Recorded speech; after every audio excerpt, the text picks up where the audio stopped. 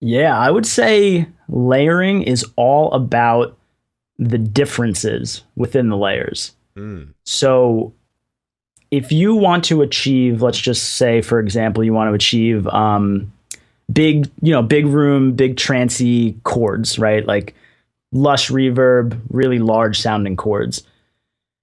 You can't just stack four or five different sounds that all kind of sound similar on top of each other because you're going to introduce phase cancellation. You're going to introduce all sorts of just clipping issues. Like you're just layering the same thing over and over itself.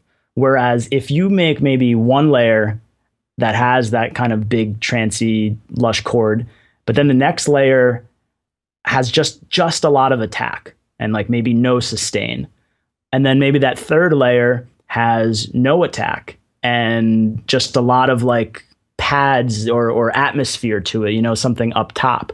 Oh, and maybe the fourth layer is in a completely different octave than everything else. I've found that the more differences I can incorporate into a sound or a bunch of layers, the more full it's going to sound. Right, for sure. That's a really good way to look at it. I think some people, in my experience anyway, kind of get carried away with layering and they don't.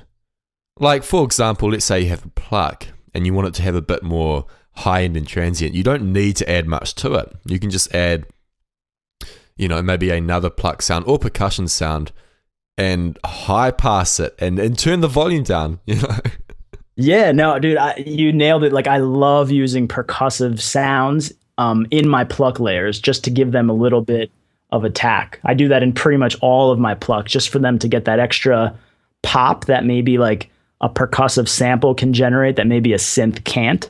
I love doing that. So do you do that with your, not to give away your secrets, but you've got this signature pluck sound that I hear in a lot of your music. What song was it? It was a remix you did a while back, I think. Was it Kevin Wild Gravity, that remix? No, it would have been, it could have been a Z, was it a Z remix maybe? I'm not sure, but you have this pluck. Oh, Cascade maybe? Or Killers? It was the Killers. Yeah, the Killers one. Yeah. Okay. Like there's just this pluck in there that it is just so, it's just signature. Yeah, It screams Hyperbits, I'm honestly like I don't really believe in like the whole like you can't give away your sounds type thing. Like I'll answer like any question really. Honestly, that pluck is a combination of about, I want to say, I mean this was, a year and a half, 2 years ago I made that, but I want to say it was probably 6 or 7 different layers to kind of get there. And one of them is going to be like the body. And I'm pretty sure I got it from Silent, kind of the mid range, and it's got some weight to it. But then like another pluck will just be a lot higher in tonality, just, more like a bell sound. Another one was actually a tom. Like I just straight up took like a tom that had no place belonging in plucks. And I threw it in there, because I was like, oh, wow, like this really cuts through the mix all of a sudden.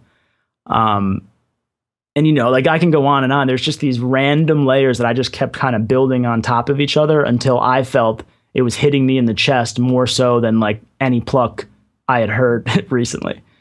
And a lot of OTT compressor. I love the OTT specifically on plucks. There's a sound to it that just is incredible. Not 100% of that, the knob, whatever that knob is on the left, that like maybe 20-30% on some of the layers, and it just really kind of brings it to a new level of commercial brightness.